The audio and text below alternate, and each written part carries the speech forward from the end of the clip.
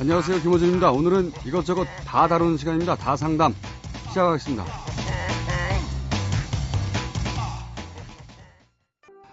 오늘 금요일은 다 상담하는 날이죠. 손에 잡히는 대로 뭐든지 철학으로 풀어내는 대중 철학자 강신주 철학 무료 박사님. 무료 박사님 나오셨습니다. 안녕하십니까? 예, 안녕하세요. 오늘도 박사님의 뭐랄까 평균적인 외모하고 전혀 동떨어진 제가 보기에는 그 마을 청년 회장 정도의 포스. 품종 개량에 네, 열심히 노력하시는 그런 분의 포스가 납니다. 고맙습니다. 예. 그런데 저희가 혹시라도 그런 분은 없겠지만 혹시라도 이 강신주 철학 무료 박사님의 방송을 듣고 감명을 받으신 분들은 게시판에 글을 올려달라고 했더니 상당수. 심지어는 외국에서도 나는 독일에서 다운로드로 듣고 있다. 뭐 오스트리아. 그건 김현철 선생님인가요? 그거는 김현철 선생님이랍니다. 네. 강신주 철학 무료 박사님은 아직 국내에서만 통용되고 있습니다. 해외 없고요. 그분은 다 월요일. 네, 월요일 김현철 박사님 나 상담 시간이었습니다. 죄송합니다. 자, 그래서 그분들에게 저희가 책을 박사님의 출연료에서 객출해가지고 보내드릴 텐데 이미 전화 받으신 분들도 있을 거예요. 저희 낭낭한 목소리로 전화를 받으셨을 텐데 그분이 누군가 궁금해하실 분들이 있을지 모르겠는데 저희 PD입니다. MBC 최고의 미녀 PD. 어떻게 생각하십니까? 한 분밖에 몰라요, 제가. 못 봤어요, 다른 분은. 저도 약 3사람 아는데 그게 최고의 미녀 PD임을 확신합니다. 3사람 중에는 저는. 네. 저한테 제일 미녀죠. 그래서 한 사람밖에 못 봤기 때문에. 자, 그러면 오늘도 이것저것 삶의 모든 국면에서 터져나오는 고민들 있습니다. 먼저 들어보겠습니다. 대구의 이모 씨 사연 먼저 들어보겠습니다. 시아버지의 건강이 많이 안 좋으십니다. 신랑은 5남매 중에 넷째고요. 시댁과 저희 집은 걸어서 8분 거리로 가깝습니다. 그래서 3개월 넘게 시아버지 병원 가실 때마다 제가 동행을 했었죠. 그리고 결국 아버님 병원 동행은 제 일이 돼버렸습니다.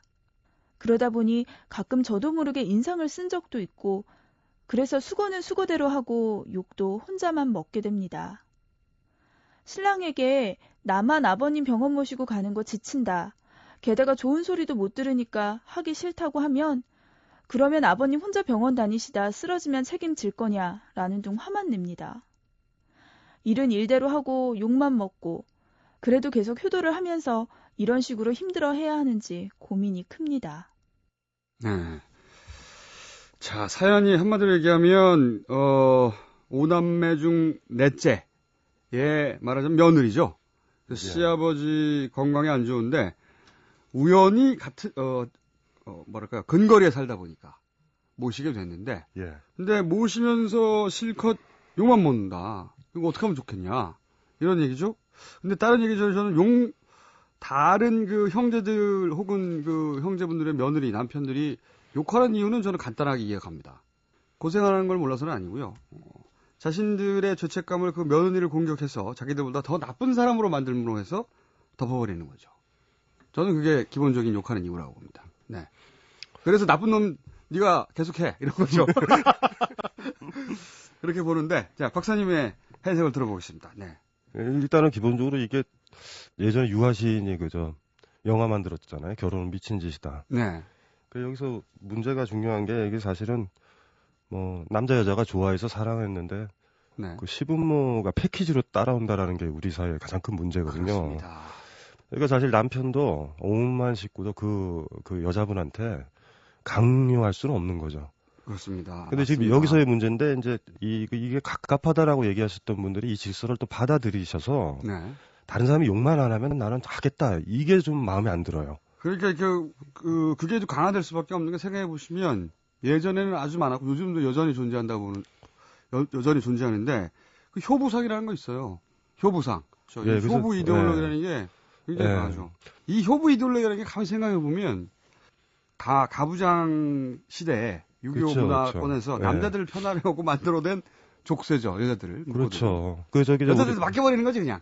네, 부모 모시는 그렇죠, 거. 그렇죠. 예. 그러니까 여기서 이제 제일 좀 황당했던 게 그 남편분이 좀 화를 내고 좀 그러시잖아요. 네. 이거 화낼 게 아니거든요. 자기가 화낼 자기가 어디 있어. 자격이 없는 거죠. 그러니까 네. 자기 아빠지. 그러니까 예? 제 말이 그 말입니다. 예, 저기 자기 부인 아빠가 아니거든요. 아니 자기들 부모를 남의 손에 맡겨놓고 왜 자기들이 욕해 자식들이. 아, 그러니까요. 이거 네. 이거 자체가 문제고, 이 며느리 되시는 분이 아주 강하셔가지고 자비심이 많아서 챙겨드릴 수는 있는데 챙겨드릴 의무는 없는 거예요. 그렇죠. 그것은 자신의 음. 양심과 예의의 한계 내에서 하는 거지. 한계 내에서 하는 거죠. 예, 저도 그렇게 생각합니다. 근데 어쨌든지 간에 이 사연을 딱 놓고 보면서 답답하다라는 느낌 있죠. 네. 그러니까 사실은 착각을 하신 거죠. 그러니까 처음에 만났을 때 사실 시아버지가 마음에 들어서 그 남자를 결혼한 게 아니에요. 맞습니다. 그러니까 네. 원체 순서는 이 남자가 좋아서 이렇게 만나다 보니 상견례가 있잖아요. 네. 그래서 제가 아까 그랬잖아요. 패키지라고. 네. 그러니까 메인은 뭐냐면은 남편이거든요. 맞습니다. 근데 근데 이 사랑하는 사람. 네. 근데 결혼하자마자 보니까 메인들이 없어져 버리고 그렇죠. 다 역할을 하는 거예요. 근데 네. 역할이 아까 얘기했던 것처럼 조선조 시대 때 역할을 하는 거죠. 여전히. 근데 네. 그게 또 워낙 오랜 세월 공고하게 이데올로기 됐기 때문에 예. 그걸 어기면 스스로 나쁜 사람이 되는 것 같은 느낌을, 죄책감을 받아요. 내면화한 거죠, 그 질서를. 자기도. 처음에 이 며느리 분이 한 방에 끝냈어야 됐을 문제예요. 제 생각에도 그렇습니다. 예. 이거는 지금 이런 사연들이 나오고 그리고 그 가족들 내부에서도 막 이런 문제가 벌어지면 제가 봤었을 때는 뭐 한 달 정도 어디 도망가 있다가 다시 한번 조용히 가족으로 다시 한번 돌아와 보는 거죠. 뭐 이런 뭐 조처라든가 이런 것들이 좀 필요하고 더 지금 이 상황이 더 심화될 수도 사실 있는 상황이거든요. 며느리는 남이에요. 네. 기본적으로 남이고 이렇게 얘기해도 될까요? 이혼할 수 있는 거예요. 그럴 수도 있죠. 네, 가능성. 가족이 아니라 피로 맺은 가족이 아니란 말이에요. 그렇죠. 그런데 사실은 이런 식으로 맡겨놓으면 가족들이 이혼을 조장하는 걸 수도 있어요, 이게. 맞습니다. 자기 형제가 이렇게 행복하게 살기를 원한다면 맞습니다. 자기들이 감당을 해야 되는데 이 프레스 이렇게 해서 이거 상담까지 오셨는데 더군다나 오남매예요. 그러니까요. 단둘이인데 한 사람 어. 외국에 있다 이런 것도 아니에요. 이 가족들이 이제 뭐 하고 있냐면 지금 이혼에 대한 프레스를 걸고 있는 거예요. 그러니까 자기들 편하려고. 자기를 편하려고. 오로지 이유는 하나입니다. 그 나중에 가면 또 위로할 거란 말이에요. 또 네. 왜 이혼했냐 뭐 이러고. 혹은 그래 그 나쁜 애였어 이렇게 말하는 예. 우리가 그거 하나 지적을 해둬야 될 게 영종조 이전에는 사위가 자기 장인 어른이나 그 장인 댁 집 있죠. 네. 거의 제살 똑같이 지냈어요. 아, 근데 영종조 그렇군요. 이후서부터 이상하게 바뀌어가지고 이게 마치 조선조 시대나 그러니까 유학대로 한다고 그래도 양가 쪽 부모들은 똑같아요. 주역 같은 데만 보도 음양이라는 관계를 하나를 누르지 않거든요. 같이 간다. 맞습니다. 그래서 친정이든 시댁이든 이게 같이 갔었거든요. 근데 이게 이상하게 변했어요. 변한 지 한 150년 됐나? 지금 그것도 좀 문제죠. 예, 옛날에 다 지냈거든요. 맞습니다. 제사도 모시고. 그렇게 하지 않으면 이게 계속 그래서 제가 남자의 의무라고 하는 것이 사실은 자기들이 피곤하고 불편하고 귀찮으니까 그것을 누군가한테 떠넘길 사람이 필요한데 그 떠넘겨 네. 놓고 미안하니까 혹은 뭐 명분이 안 쓰니까 이론을 만들어내는 거죠. 음. 저는 이렇게 하라고 말하고 싶어요. 이제 처음부터 하지 말았어야 한다고 말씀하셨는데 저도 동의하고 근데 이미 했잖아요. 제 생각은 자신의 양심이 마음이 어떤 그 연민이 하라고 할 수 있는 지경까지는 하되 그 다음에는 다섯 남매들에게 당신들 친부모니까 당신 나한테 이렇게 계속해서 떠넘긴 게 당신들 잘못이고 그리고 만약에 나한테 계속 시킬 것이면 그에 응당한 대가를 주거나 지원을 주거나 그게 아니라면 돌아가서 하는 게 맞다. 이 시점부터는 그렇게 선언해야 된다고 봅니다. 저는 차분하게 화내지 말고. 근데 가장 큰 문제가 그 남편이라는 사람이 실질적으로 그 형제 편에 들어 있어요. 남편이 그러니까, 가장 비겁해요. 여기서는. 그러니까 뭐냐면 사랑하는 여자고 여자잖아요. 근데 네. 여기 지금 사랑 없어요. 그러니까 역할이에요, 역할. 그렇죠. 너 며느리니까 이거 해야 된다. 그렇죠. 이걸 네. 지금 강요하는데 이건 사랑도 뭣도 아니거든요. 그래서 일단은 뭐 그런 이야기 하기 전에 남편한테 얘기를 해봐야 돼요. 너 나 사랑하냐. 남편과의 사랑을 정확하게 점검을 해보시고 맞습니다. 남편이 분명히 그랬을 거거든요. 그러니까 네가 좋아서 둘이서 좋아서 사랑했는데 갑자기 결혼하고 나서는 지금 굉장히 많이 변했거든요. 사실은 만약에 오만 동생들이 막 이렇게 하더라도 남편이 사랑했다면 이분은 했었을 것 같아. 제가 봤었을 그렇죠. 때. 왜냐하면 사랑은 진짜로 해서는 안 될 일도 하게 만들잖아요. 눈에 보이는 게 없죠. 그래서 네. 사실 이 상담의 바닥에는 그게 있어요. 남편이 날 사랑하지 않아요. 음. 사랑하지 않는 상태에서 막 이런 것들을 다 의무죠, 하니. 그냥 단순한. 예. 그러니까 이런 건 사실 윤리의 이름으로 밀어붙이는데 이건 폭력인 거죠. 폭력이죠. 단순하게. 네. 폭력이죠. 근데 이게 사랑에 대한 어떤 갈망들이 있는 거죠. 이해받고 싶어 하고. 그러니까 사실은 힘든 일을 할 때 누군가 참 도와주지 않는다 그래도 참 힘들겠다라는 그 따뜻한 이게 지금 전혀 없잖아요. 저도 가장 먼저 얘기하고 싶은 건 지금까지 쭉 얘기한 그런 어떤 그 이데올로기에서 이분이 이제 그걸 내면화해서 자기가 잘못했다고 생각하고 있는데 그런 죄책감부터 벗어날 필요가 있다고 말씀을 먼저 드리고 싶어요. 그렇게 죄책감을 느낄 일이 아니다 이것이. 친자식 중에 한 사람과 결혼했다는 이유만으로 보살피고 있는 박수 받아야 될 상황인 거죠. 예. 죄책감을 받아야 되는 게 느껴야 되는 게 아니라 그러니까 그런 떳떳한 마음으로 일단 모든 문제를 짚어봐야 된다. 좀 당당하셔야 돼요. 그러니까 나는 며느리니까 뭐 조선조처럼 삼종지도를 따른다 이런 생각 버리시고 항상 떠날 수 있거든요. 그러니까 예전에도 언뜻 얘기한 것 같은데 직장이든 가정이든 간에 나는 여기 떠나면 못 살아 이러면 우리는 굴종하게 돼 있어요. 그러니까 나는 수틀리면 떠난다 이래야지 자기 발언도 하거든요. 그리고 대등해지고 그래야 더 그럼요. 행복해지죠. 예. 그래도 가정이 지켜집니다. 거꾸로. 그래야지 되죠. 그러니까 지금 중요한 거는 좀 더 당당함을 가지시고 일단은 가장 중요한 거는 남편과의 그 근본적인 관계, 1대1의 관계.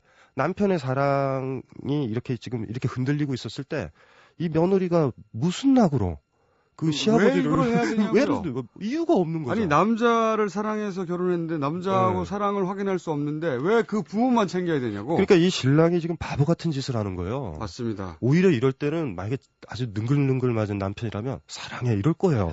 근데 이게 쓰러지면 책임져라. 이렇게 얘기하면 말도 안 되는 소리죠. 아니 책임져야 할 사람은 자기죠. 왜 며느리가 책임을 져야 돼 이거를. 그렇죠. 네. 우선 죄책감을 가지실 필요 없다는 거. 없죠. 네. 전혀. 언제든지 떠날 수 있다고 생각하는 것이 사실은 더 그 가정을 지키는 길이라는 거. 그럼요. 네. 예. 여기까지 얘기하고 두 번째 사연으로 저희가 넘어가 보겠습니다. 예.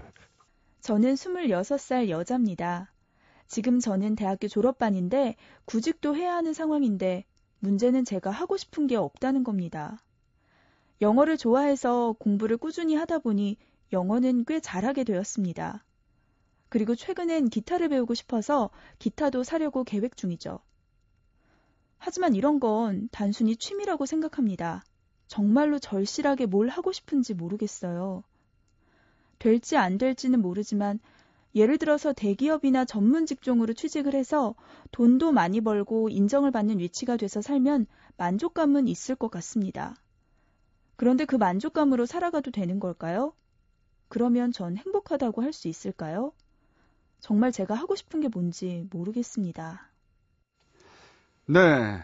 이 사연은 다상담 게시판이 아니라 나상담 게시판에 있었는데 저희가 보기에는 강신주 철학 박사님이 더 낫지 않겠는가 생각이 들어서 사연을 다뤄보겠는데 만약에 더 안 나오면 월요일날 또 하죠 뭐. 사연 내용은 간단합니다. 26인데 어떻게 살아야 될지 모르겠다는 거죠. 그렇죠. 내가 뭘 하고 싶은 건지 근본적으로 모르겠다는 거죠. 예. 이런 나이대 이런 고민들 저도 상담 많이 해봤는데 엄청나게 많이 옵니다. 정말로. 엄청나게. 근데 이게 소설 중에 그거 있죠? 그 밀란 쿤데라의 소설 참을 수 없는 존재의 가벼움. 네. 우리가 가볍단 말이야. 혼자서는 왜 사는지 몰라. 어차피 죽을 것 같고 의미도 없고 돈 벌면 뭐예요? 쓰고 혼자 기타 치면 뭐예요? 지 혼자 듣는데 네. 기타를 왜 쳐요? 다른 사람한테 들려주려고 치는 거예요. 보다 정확하겠군요. 남자가 네. 기타를 치는 이유는 윤도현 씨한테 제가 물어본 적이 있습니다. 왜 음악을 시켰냐? 여자한테 잘 보이려고. 다 똑같은 겁니다. 인류 문명이 여자한테 잘 보이려고 하다가 우연히 나온 부산물이라고 저는 항상 주장합니다.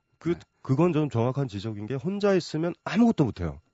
할 이유를 잘 못 찾죠. 못 찾아요. 그래서 제가 강조드린 거예요. 혼자서 이러시고 찾으실 필요 하나도 없고 못 찾아요. 그러니까 문제는 뭐냐면 우리가 가볍기 때문에 우리가 가볍다 그랬잖아요. 혼자 생각해보면 더 덥고. 이분 자체 보고 아까 얘기했잖아요. 기타서부터 영어도 외국인 만나서 얘기를 하고 여행을 다니겠다가 아니에요. 그냥 다른 사람 하니까 그냥 하는 거고. 뒤처질까봐. 그냥 하는 거예요. 라고 할까봐. 혼자 내면에 지금 갇혀 계시는 거예요. 사실은 이게 다 공포죠, 공포. 나만 혼자 뒤에 뒤처질까봐 끊임없이 남들은 어떻게 하는지 궁금해하면서 남들 하는 거 다 따라 해야 되는 겁니다.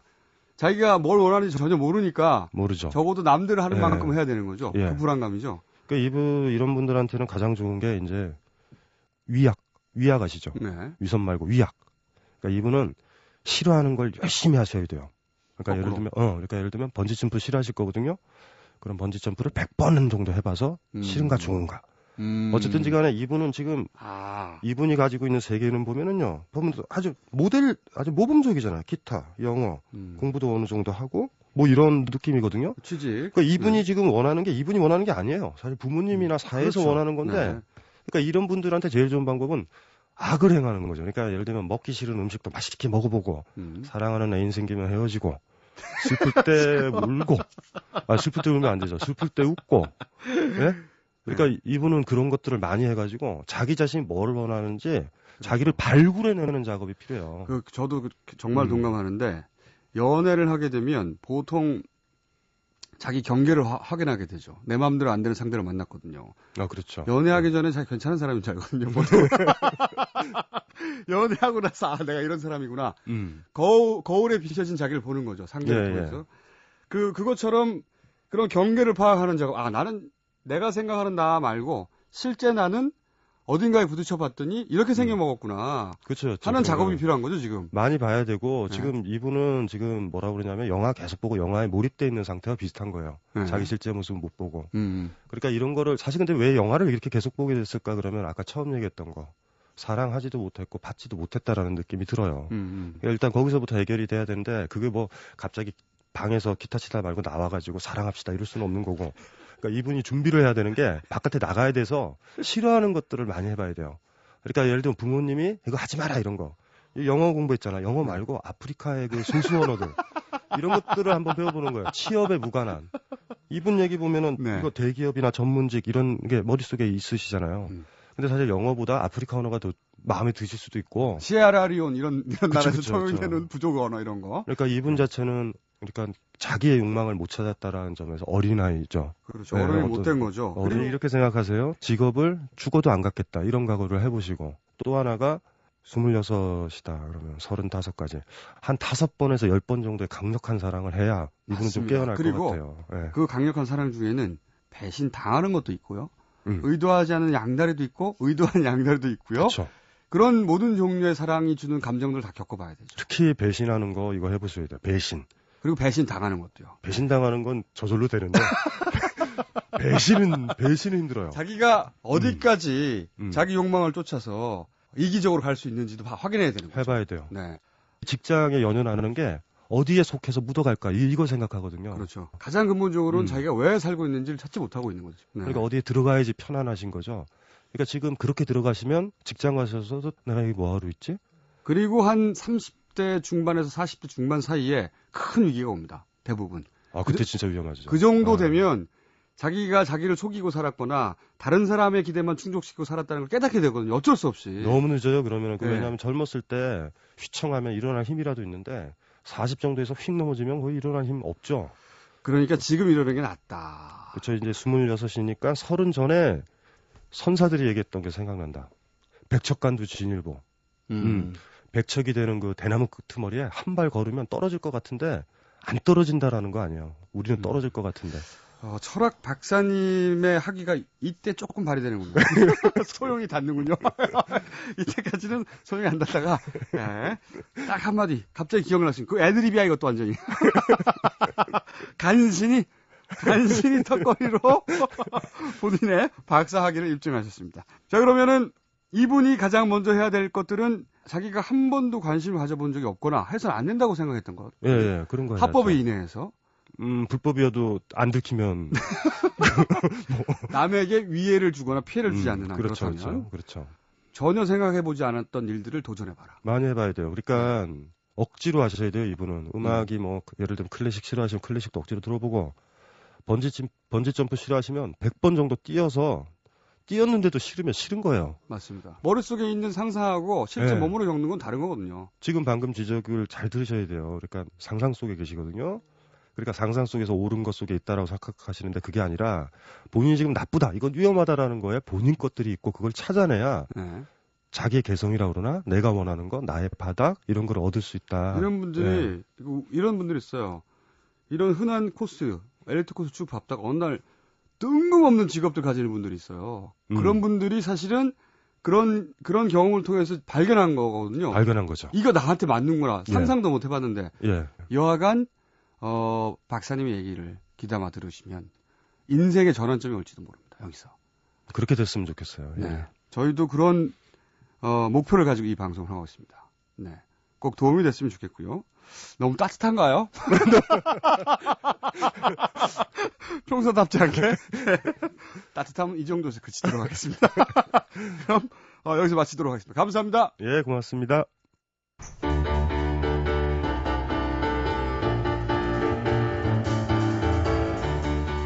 오늘 첫 번째 사연을 듣고 든 생각은 그겁니다. 사람을 질식시키는 모든 윤리는 비윤리적이다. 김어준이었습니다. 다음 주 월요일 9시 35분에 다시 뵙겠습니다. 저녁입니다.